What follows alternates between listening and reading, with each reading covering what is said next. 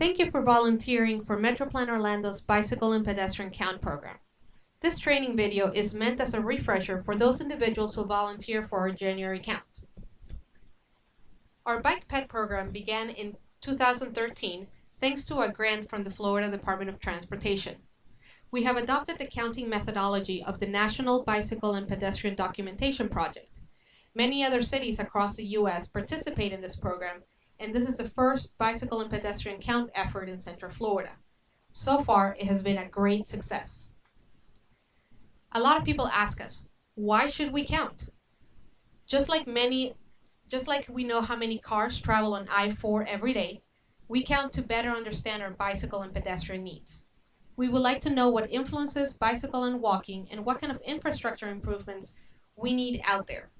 Over time, we would like to see an increase in bicycle and pedestrian trips, which will then perhaps help us secure additional funding for infrastructure and educational programs. So as I mentioned, this manual count is part of a national effort. Because we're following NBPD's counting methodology, we are required to count one weekday and a Saturday. As most of you know, we had our first count effort back in January to assess the pre-Sunrail walking and biking trips. Our next count is happening in a few weeks, and this time we're incorporating intersections from our MetroPlan's Pedestrian Safety Action Plan, links bus stop data, and local additions given to us by our local government. So let's get started. Safety is extremely important to us. If you can, scout your count location the day before or arrive 10 to 15 minutes early the day of. Set up in a safe, visible location. Don't hide in a corner.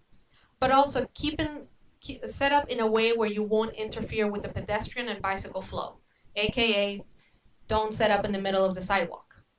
Most locations will have only one counter and very few will have two. If possible, wear your volunteer shirt. Most of you should still have yours from the January event. If by any chance you don't have one, then hopefully we have some leftover shirts from this September count so we can give some to you. Your safety is very important to us, so if you don't feel safe, then please leave immediately. Once you're in a safe place, give us a call and let us know what happened. What should you bring to the count? The instructions and count forms can be found at the MetroPlan Bike Ped count page. Also bring a pen or pencil and a spare, a timekeeping device, weather-appropriate clothing, and of course you can bring a hat, sunscreen, folding chair, and snacks. If you have any questions, feel free to give me a call at 407-790-8796. So how should we count? And let's focus on pedestrians. Again, all of our counts happen in 15-minute intervals. Count from each direction that you see the person walking by, and count by person. Wheelchairs and babies on strollers count as pedestrians. If by any chance you see a bicyclist that decides to hop off their bike and walk their bikes across the intersection, then they're counted as pedestrians. And let us know whether that person is male or female. For bicyclists, we also count in 15-minute intervals and from each direction, but we would like to know additional information, such as are they riding on the sidewalk or on the road, and with or against traffic. Just like pedestrians, count by person, not by bike, and mark whether they're male or female. We also count others. Others include anyone who is using some form of transportation device other than a bicycle, such as skateboarders, rollerbladers, segways, etc. So here's an example of how you should set up and how to count. As we mentioned, set up in the corner, in a visible corner, and you should be able to see all four sections of the intersections. Then count anyone who walks across the intersection. If by any chance you see anybody who walks by mid-block, do not count them. If this happens often, then let us know on a note and see what could be the reason. Perhaps there's a bus stop there and people don't want to walk all the way to the intersection. On the count sheet itself, fill out the top portion. Name, your phone number, your location, the date, and the weather. Mark each thing you see. So for example, if you first see a female cyclist riding on the road with traffic, you mark that. Then you see a female cyclist riding on the sidewalk against traffic, you mark that. Then you see a female pedestrian, and so on.